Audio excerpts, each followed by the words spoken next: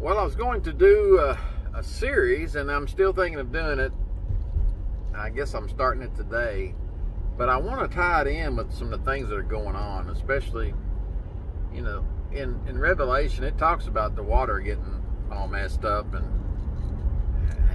seriously, I think it's in Revelation 8 and Revelation 16. There's several verses about water being turned to looking like blood and all this good stuff. But we have some serious issues with some water going on now, with some leakage from train derailments and that type of thing. So I want to get into some of that in creation elements and some interesting things that I've learned over the past several months, going on some tours around, and I'll maybe share some links. So let's get on it and make it fun and exciting. I want to give information that's useful for today, because time is getting short and we have people to save, and we need to be fishing. We need to be fishing in this tribulation, right? Let's go. Have a good one. Let's do it.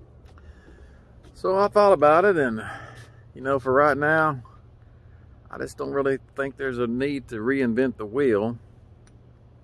There are websites out that give more detail about all the different subject matters, and the main thing I was wanting to put forth was the timeline, because I didn't know all these years that there was really, I didn't know how the Bible was set up when I first started reading it. You know, starting off with creation, and you had the flood, and then you had the captivity, the Abrahamic covenant, and then the captivity, and then the Exodus, and all these different things. So yeah, I don't think there's a need to go through all of that. And I may have gotten it out of whack some that just then. I know that if you want to take it in larger chunks, you could take it through from the creation to the Exodus, and then you get into the Judges, and then the Kings, and you have the United Kingdom, and then you have the divided kingdom after the prophets, and then you have the second temple. Then you have Jesus coming, and in between there you have everybody being captive again. That's what the prophets were talking about and warning them about. And then you get in and out of all that. After Jesus comes, of course, you have his death and resurrection, which fulfills prophecy. And then you have the church forming in Acts. And then you have all the different books written by Apostle Paul, and there's some others in there. I think Luke actually writes Acts. And then after that, you get into the Revelation, the book of Revelation, that talks about Jesus' second coming. But the main thing is, I could get into some of that later. I could get into it, but there's people that's already done that. Like I said, there was a whiteboard out when I was first learning a lot of that and how it was written, and I guess those people have probably already put all that together and made money with it and different things, and that's not my intent. Is just to put together some videos or try to gain some more likes and all that good stuff. That's not my intent at all. I would like to expand. Obviously, I'd like for you to share and like this video. Of course, it will expand the reach of the website, but I would suggest, actually, and I'm going to put a link down below, I would suggest that if you live anywhere around Kentucky, go to the Creation Museum and the Ark exhibit. We went there last year. I will be going back. I would like to take some of my family with me. It is so interesting, especially when you get into some of the arguments that people have argued against, especially atheists and people like Bill Nye, and different people have talked about the age of the earth and how they can use sediment, you know, to prove the age of the earth. And it gets really interesting from there. You know, when you think about it, that flood, it broke up the earth. I mean, you don't flood the entire earth for 40 days and things not happen.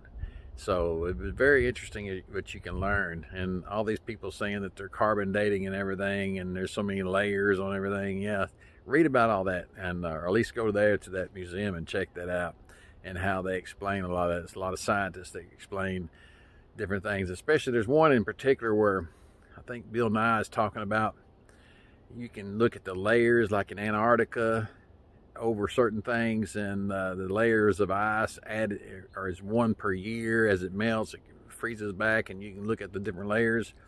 Well, they found like they found some World War II airplanes under like 200 layers not too many years ago. That would suggest that the planes had been there over 200 years.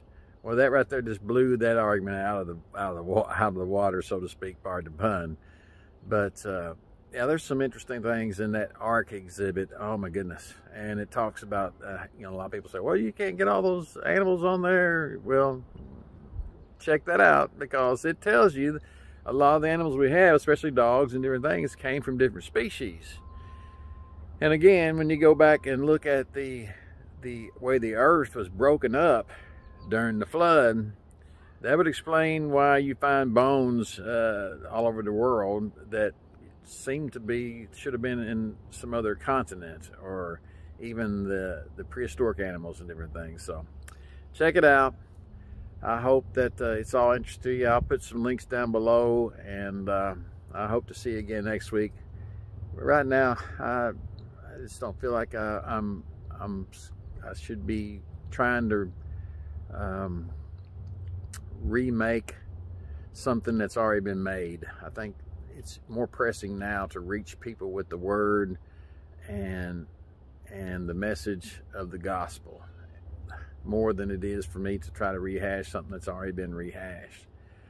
So get the word out. Let people know that there's a lot of things coming, especially with, if you see Bible prophecy being fulfilled, especially with all the things happening today with everybody trying to go to one world government and trying to get a cryptocurrency. And the only reason I can see that they're doing that is because they're wanting to be able to control you more.